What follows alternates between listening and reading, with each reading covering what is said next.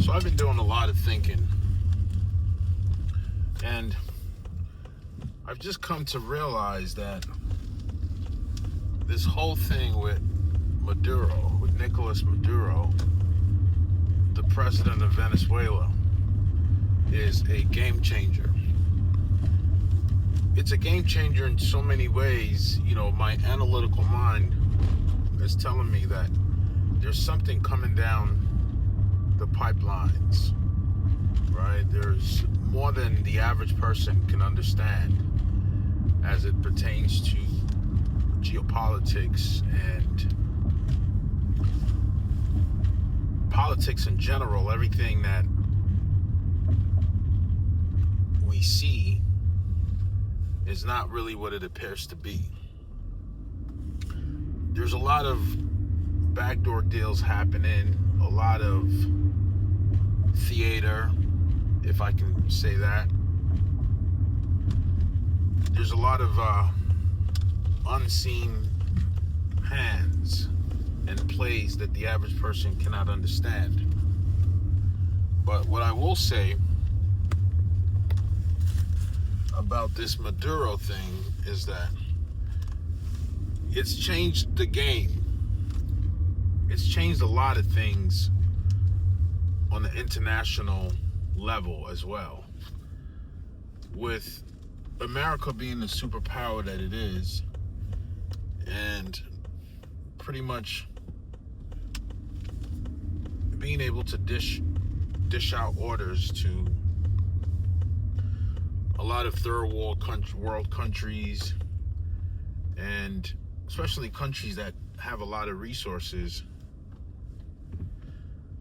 Seeing the way Maduro was picked up pretty much tells us that in this new era, if you don't do what the West and your bosses, that's what I'll call it, want you to do, that you can be picked up and detained. And of course, by saying this, I'm speaking to the leaders and heads of states of a lot of countries and what we would call third world countries, and even a lot of essential industries. Well, I mean, we know that that's kind of been the game, right? We know that that's kind of been the game, but it's just never been as blatant as this Maduro thing. This Maduro thing is the next level. To be able to fly in there with a tactical team in the early mornings, or should I say the wee hours, to pick up a sitting president and his wife and transport them, summon him, put it that way, to summon him over to the States, to federal court by the DEA, it goes to show you where the world is going and where we are. And more importantly, there's something coming down in the pipelines that a lot of us are not prepared for as it pertains to our jobs and the security that we feel we have with these jobs. It's time to start building our own infrastructure, our own things, be more self-reliant, right? Be able to sustain ourselves, be more independent of the system and external factors as it pertains to providing for your household, for you and yours. Because you'll never know when things like this come down the pipeline and what it can affect. It does affect the markets, the stock markets and what have you, and commodities and a lot of essential, necessary industries, right? There's a ripple effect when something like this happens. So and when you look at society as a whole, or countries as a whole, right, especially countries, in the West, or a country like America, the way it's fractured up. When you think of Americans, like, not everyone is on the same on the same not everyone has the same mindset, right? Not everyone has the same goals or want the same outcomes.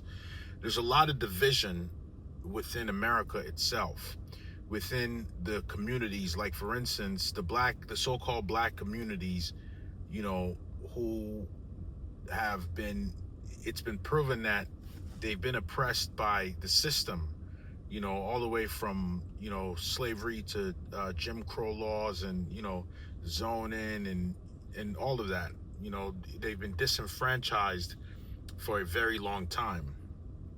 So, as it pertains, when it comes down to, people fending for themselves, and, the overall outcomes that people want for America, that's not all across the board, right? A lot of decisions that are made, these are fractional decisions. These are decisions that are made to benefit, specific people, or specific communities. They're not really in the best interest of everyone as a whole, right? So society is fractured. There's no community. There's no the people are not one, is what I'm trying to say. And when incidents happen like this, the only time that the people seem to be one are when when like when, for instance, with your coworkers, or when you join the military and you have to fight, you have to go and go execute orders, and, uh, whatever it is that you're commanded to do. So in those instances, they they somewhat work as a team, but obviously there's still schisms and isms within the military structure, and, occupations, jobs, and, people still deal with these classism and racism and all these things. So, but obviously people, when you're getting paid, and when you're in that corporate structure, to a certain degree, people you have to operate covertly somewhat, right? It's never as blatant as it is in everyday affairs or everyday life. But the fact remains that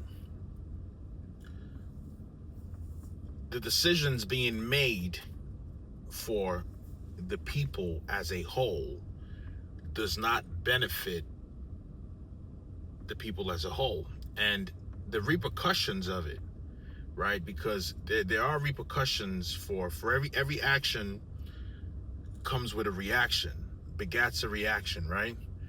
And as we begin to form enemies, right, because of the international policies and things that are being implemented, regardless of, the say-so that people have, right, the community has, the executive orders coming down. When the impact and the ripple effect, when the chickens come home to roost, put it that way, a lot of people who consider us their enemies will not discriminate in terms of how they retaliate. I'm trying to speak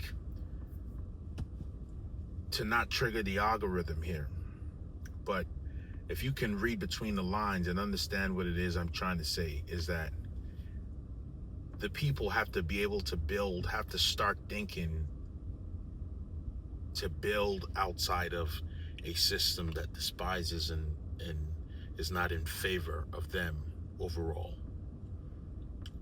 That's the point. Keep that in mind. And prepare for a lot. This so-called 2026, there's a lot of things coming down the pipelines and a lot of irons in the fire, and there's going to be a lot of unexpected things that we should be prepared for, because it's going to be one roller coaster. And I'll leave it at that.